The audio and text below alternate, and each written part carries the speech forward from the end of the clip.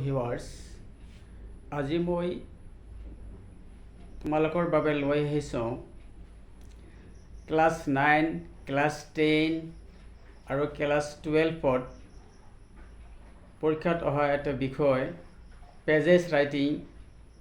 এইটো সম্বন্ধে মই আজি আলোচনা কৰিব লৈছোঁ। বিশেষকৈ ক্লাছ 10ত পেজেছ দুই ধৰণত অহা দেখা যায়। এটা আহে চিন পেজেছ আৰু আনটো আহে আনচিন পেজেছ। চিন পেজেছ অৰ্থাৎ দেখা পেজেছ কোনটো, যিটো ক্লাছৰ টেক্সট বুকৰ পৰা দিয়া হয়, সেইখন হৈছে চিন পেজেছ। আৰু ক্লাছৰ বাহিৰৰ টেক্সট অৰ্থাৎ টেক্সট বুকৰ বাহিৰত যিটো পেজেছ লিখিবলৈ দিয়ে সেইটো আনচিন পেজেছ বুলি কোৱা হয়। মই আজি দুই ধৰণৰ পেজেছৰ বিষয়ে আলোচনা কৰিম। প্ৰথমে মই আনচিন পেজেছৰ বিষয়ে আলোচনা কৰিছোঁ, যিখন পেজেছ কিতাপৰ বাহিৰৰ পৰা দিয়া হয়। তোমালোকে পৰীক্ষাত কেতিয়াও পেজেছটো এৰি থৈ নাহিব, কাৰণ পেজেছ লিখা যদি সঠিক নিয়ম জানে তেনেহ'লে কোনেও পেজেছ নিলিখাকৈ এৰি থৈ নাহে। আজি তোমালোকক কেনেদৰে পেজেছ লিখিব লাগে সেই কথাটো মই আজি তোমালোকৰ আগত দাঙি ধৰিছোঁ। পেজেছ লিখিবলৈ হ'লে প্ৰথমতে কি কৰিব, পেজেছটো অলপ পঢ়িব, তাৰপিছত ইয়াৰ তলত থকা যিবিলাক প্ৰশ্ন থাকিব সেইবিলাক ভালদৰে পঢ়িব। এইটো কি বিচাৰিছে, এইটো কি প্ৰশ্ন কৰিছে সেইটো জানিবলৈ চেষ্টা কৰিব। তাৰপিছত এই প্ৰশ্নবিলাকৰ এনচাৰ যিটো পেৰাগ্ৰাফ থাকে, পেজেছ থাকে, সেই পেজেছখিনি এটাৰ পিছত এটাকৈ চেণ্টেঞ্চ বাই চেণ্টেঞ্চ পঢ়ি যাব। আৰু যেতিয়া এটা প্ৰশ্নৰ প্ৰথম প্ৰশ্ন যিটো আছে সেই প্ৰশ্নটোৰ উত্তৰ যদি পায় তেনেহ'লে সেই প্ৰশ্নটোৰ উত্তৰ কি কৰিব, আণ্ডাৰলাইন কৰি ৰাখিব। কাঠ পেঞ্চিলেৰে কৰিলে বেছি ভাল হয়। তোমালোকক মই কাঠ পেঞ্চিলেৰে আণ্ডাৰলাইন কৰিবলৈ কৈছোঁ, সেইটো দাগ দি থবা। তাৰপিছত দ্বিতীয় প্ৰশ্নটো উত্তৰখিনিৰ বাবে আকৌ পেজেছখিনি পঢ়িবা। তাৰপিছত এই প্ৰশ্নটোৰ উত্তৰ পালে সেইটো চিনাক্ত কৰি অৰ্থাৎ আণ্ডাৰলাইন কৰি ৰাখিবা। তাৰপিছত তৃতীয় প্ৰশ্নটোৰ উত্তৰ খুজিবা, সেই তৃতীয় প্ৰশ্নটোৰ উত্তৰ পালে এই প্ৰশ্নটো আণ্ডাৰলাইন কৰি ৰাখিবা। এতিয়া পেজেছটো লিখোঁতে কেনেকৈ লিখিব, পেজেছটোত যিটো চেণ্টেঞ্চ আছে সেই চেণ্টেঞ্চটো হুবহু লিখিলেই নহ'ব, নিজস্ব কিবা অলপ হ'লেও লিখিব লাগিব। মেইন যিটো কথা হ'ল পেজেছটোৰ প্ৰশ্নটোত কি কৈছে, কেনেকুৱা ধৰণৰ বিচাৰিছে, সেই ধৰণেই পেজেছটো প্ৰশ্ন অনুযায়ী প্ৰশ্নৰ পৰা পেজেছটো লিখা আৰম্ভ কৰিব, প্ৰশ্ন সজাব আৰম্ভ কৰিব। আৰু পেজেছটোত যিখিনি পাব সেইখিনি প্ৰশ্নৰ লগত সংগতি ৰাখি সেই উত্তৰটো লিখিব। এটাৰ পিছত এটাকৈ প্ৰশ্নৰ উত্তৰ বিচাৰি প্ৰশ্নবিলাক লিখিব। আৰু এটা গুৰুত্বপূৰ্ণ কথা হ'ল পেজেছ লিখোঁতে সদায় শ্বৰ্ট কৰি লিখিব। তাৰ মতে যদি বাহিৰা বস্তু সোমায় তেনেহ'লে সেই পেজেছটো ভাল নহ'ব। পেজেছটো সদায় চিম্পুল চেণ্টেঞ্চত লিখিবলৈ চেষ্টা কৰিব। আৰু পেজেছটো লিখোঁতে কেতিয়াবা ভইচ চেঞ্জ কৰিব লাগিব, কেতিয়াবা নেৰেশ্যন চেঞ্জ কৰিব লাগিব, কেতিয়াবা টেন্স চেঞ্জ কৰিব লাগিব। আৰু একো চেঞ্জ কৰিব নালাগে। তোমালোকক মই দেখুৱাই আছোঁ কেনেদৰে তোমালোকে ভইচ টেন্স আৰু নেৰেশ্যন চেঞ্জ কৰি সেই পেজেছৰ চেণ্টেঞ্চৰ পৰা কেনেদৰে লিখি পৰীক্ষাত ভাল নম্বৰ পাব সেই বিষয়ে মই আজি তোমালোকক দেখুৱাই আছোঁ। তোমালোকে গোটেই সম্পূৰ্ণ ভিডিঅ'টো চাবা।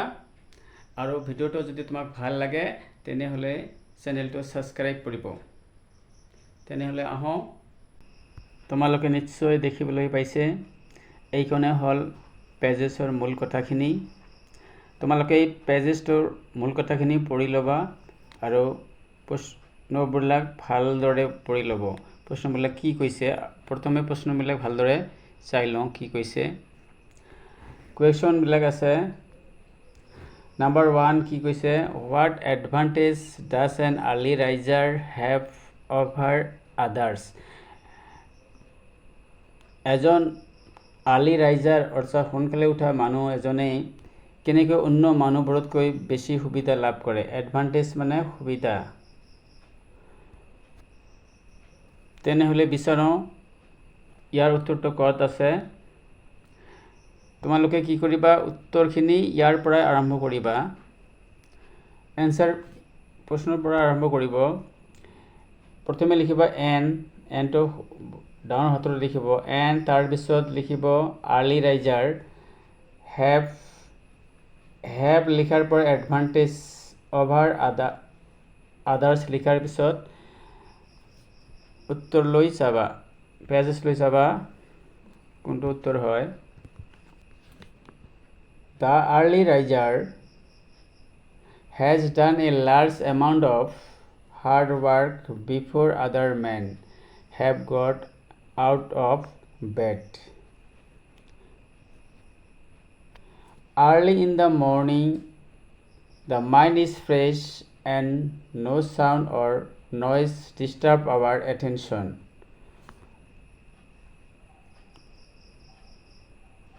এইখিনি লিখিলেই হ'ব। অর্থাৎ ইয়ার অর্থ কি হল, আর্লি রাইজার এজন আর্লি রাইজার অর্থাৎ সোনকালে উঠা মানুহজনে has done A large amount of hard work, বেছি পৰিশ্ৰম কৰিব পাৰে বা বেছি কাম কৰিব পাৰে। বিফৰ আদাৰ মেন, অন্য মানুহতকৈ। Have got out of bed, early in the morning, the mind is fresh, ৰাতিপুৱা সোনকালে কি থাকে, মাইণ্ডটো ফ্ৰেছ থাকে। এণ্ড ন' চাউণ্ড, কোনো চাউণ্ড নাথাকে। নইজ ডিষ্টাৰ্ব, কোনো ধৰণৰ হাল্লা চিল্লা নাথাকে, গতিকে এটেনশ্যন সেই সময়ত বেছি হয়। এইটো লিখিলেই হ'ব।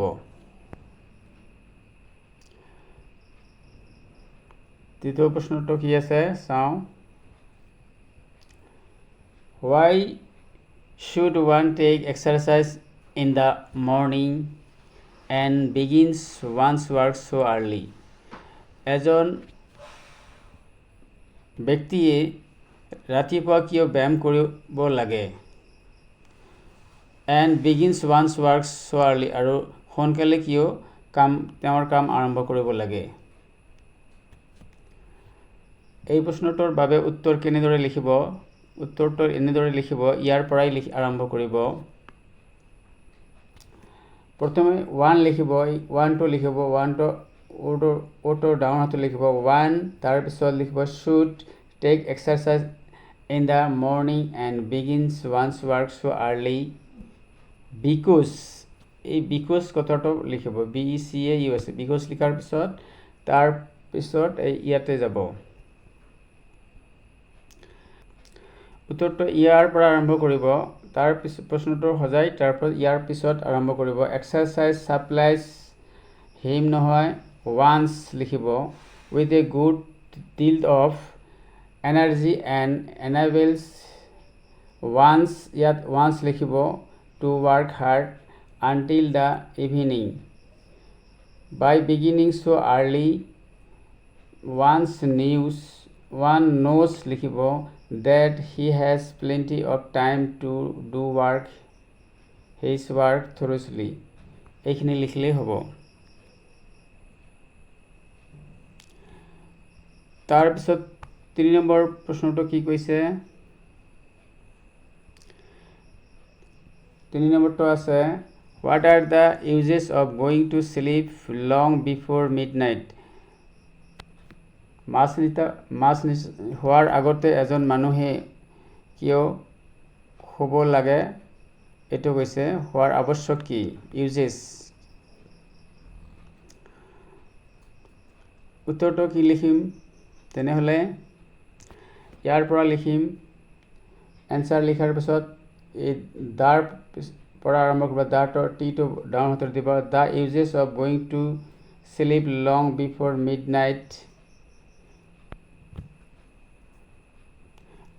আৰ লিখাৰ পৰা পিছত কি লিখিব, এইটো ইফালে বিচাৰিব। ইয়াত হিল নিলিখি কি লিখিব, উই লিখিব we gets to sleep long before midnight. ইয়াত হিৰ সলনি উই লিখিব WE উই লিখাৰ পৰা we gets to sleep long before midnight at that time sleep is most refreshing after a night sounds rest here সলনি we লিখিব নহ'লে one's লিখিব এটা লিখিলে হ'ল rises early next morning in good health ready for labour of a new day এইখিনি লিখিলে হ'ব আশা কৰোঁ তোমালোকে ভালদৰে বুজিব পাইছে আৰু আজিৰ ভিডিঅ'টোৰ দ্বাৰা যদি তোমাৰ উপকৃত হয় তেনেহ'লে চেনেলটো ছাবস্ক্ৰাইব কৰিব